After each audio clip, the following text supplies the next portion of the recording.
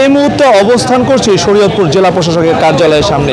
এখানে যে পৌরসভার যে সড়কটি রয়েছে দীর্ঘদিন যাবৎ সংস্কার না হওয়ার কারণে কিন্তু মানুষের দুর্ভোগ দিন দিন বৃদ্ধি পেয়েছে। এই রাস্তাটা যদি আপনাদের একটু দেখানোর চেষ্টা করি সেক্ষেত্রে কিন্তু প্রতিটি স্থানেই খানাখন্দে ভরপুর রয়েছে এবং প্রতিদিন এই জায়গাটিতে কিন্তু শরীয়তপুর জেলা থেকে প্রায় 25 থেকে 30 হাজার লোক এখানে সেবা নিতে আসেন। সরকারি যে দপ্তরগুলো রয়েছে সেক্ষেত্রে জেলা প্রশাসকের কার্যালয়, জজ কোর্ট চত্বর সহকারে যেই সরকারি অধিদপ্তরগুলো রয়েছে সবকটি অধিদপ্তরেই কিন্তু এই সড়কের পাশে থাকার কারণে কিন্তু প্রতিনিয়তই মানুষ যাতায়াত করেন এবং এই রাস্তাটি খানাখন্দ থাকার কারণে কিন্তু প্রতিদিন তাদের দুর্ভোগ পোহাতে হচ্ছে। আমরা একজনের সাথে একটু কথা বলবো। আসলে এই যে সড়কটি প্রথম শ্রেণীর পৌরসভা কিন্তু রাস্তার অবস্থা এরকম খারাপ থাকার কারণে আপনাদের কী ধরনের সমস্যা হচ্ছে?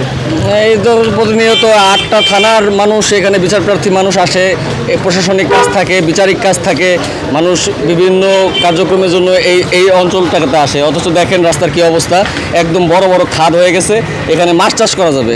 তো এটা দেখার কেউ নাই। আসলে স্থানীয় সরকার কি করে বা প্রকৌশল দপ্তর কি করে, আসলে আমরা নাগরিকরা তো আসলে অসহায়। এটা কার কাছে বিচার দিব ভাই? বিচার দেওয়ারও কেউ নাই আমাদের। আপনারা কি চাচ্ছেন? এটা সংস্কার চাচ্ছি, আর কি চাইবো? আমরা চাই যে এটা দ্রুত সংস্কার হোক। এটা একটা গুরুত্বপূর্ণ স্থাপনা, একটা ডিসি অফিস, একটা জেলা জজ আদালত, জেলা আইনজীবী সমিতি, এইরকম স্থাপনা, এইরকম গুরুত্বপূর্ণ সরকারি স্থাপনার আশেপাশের রাস্তা যদি এরকম হয় তাহলে মানুষ আর অন্যান্য রাস্তা কী অবস্থা হবে? এরকম বেহাল দশা। আমরা চাই দ্রুত এগুলো সংস্কার করুক, সাধারণ মানুষ যেন একটু শান্তি পায় চলাচল করে। শুনছিলেন, আমরা এদিকটা একটু দেখানোর চেষ্টা করব যে এখান দিয়ে কিন্তু প্রতিনিয়তই যে যানবাহনগুলো রয়েছে সেক্ষেত্রে কিন্তু সরকারি যেই অধিদপ্তরের লোকজনের গাড়িগুলো রয়েছে সেগুলোও কিন্তু এখানে প্রতিনিয়ত যাতায়াত করে থাকে এবং প্রতিনিয়তই কিন্তু এখানে দিয়ে যারা পথচারীরা হাঁটাচলা করে তারাও কিন্তু এই যে চাকাগুলো রয়েছে গাড়ির, সেই চাকার যেই পানিটা রাস্তা থাকে সেইগুলো কিন্তু তাদের গায়ে অনেক সময় ছিটে আসে। তো আমরা আরেকজনের সাথে একটু কথা বলে জানার চেষ্টা করব আসলে এই যে পৌরসভার যে গুরুত্বপূর্ণ সড়কটি সেটি না থাকার কারণে যে অব্যবস্থাপনার মধ্যে রয়েছে এই বিষয়টি আপনারা কীভাবে দেখছেন, কী চান প্রশাসনের কাছে? আমরা আসলে দেখতে পাচ্ছি কোর্ট, এই এরিয়াটা খুবই গুরুত্বপূর্ণ একটি এরিয়া।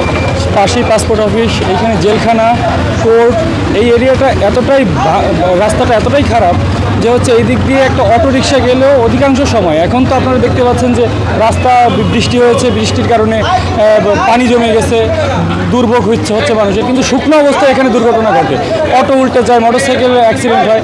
এইখান থেকে বালুচড়া হয়ে আটং পর্যন্ত খুবই বাজে অবস্থা রাস্তার। আমরা কর্তৃপক্ষের কাছে একটাই দাবি করি, এটা সুনজরের পাশাপাশি দ্রুত সংস্কারের দাবি জানাচ্ছি আমরা। জি, ধন্যবাদ আপনাকে। পাশাপাশি আমরা আরেকজনের সাথে একটু কথা বলবো। আপনি কোথা থেকে এসেছেন এবং শরীয়তপুর পৌরসভার প্রাণকেন্দ্রে যে সড়কটি, এই সড়কটি খানাখন্দে থাকার কারণে আপনাদের কী ধরনের সমস্যা হচ্ছে? আমি আজকে গোসাহাট থেকে আসছি।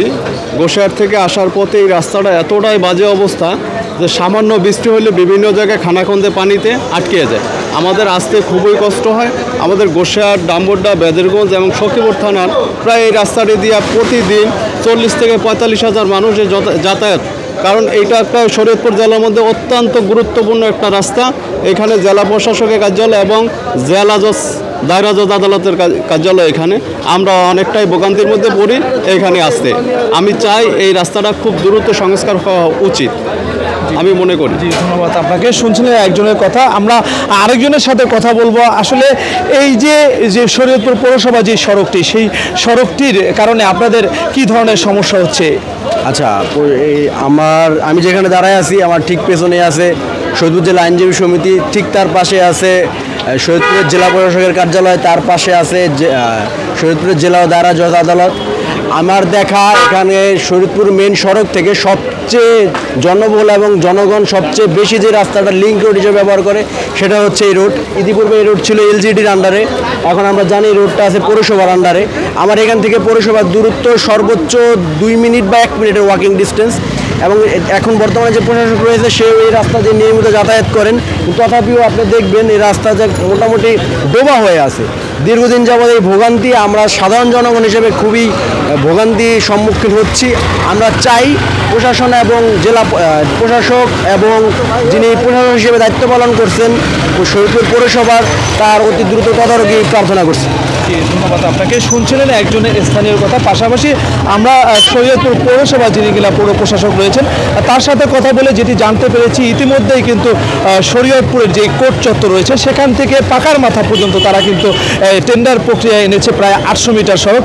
সেক্ষেত্রে কিন্তু পাকার মাথা থেকে যে আতঙ্গের যে রাস্তাটি রয়েছে প্রায় 3.5 কিলোমিটার, সেটি কিন্তু 2024-25 অর্থ বছরে টেন্ডার প্রক্রিয়ায় আসবে না বলে আমাদেরকে জানিয়েছে। তবে অতি দ্রুতই এই সড়কটির সংস্কার চায় স্থানীয়রা। তো এই ছিল শরীয়তপুর জেলা প্রশাসকের কার্যালয়ের সামনে থেকে সর্বশেষ।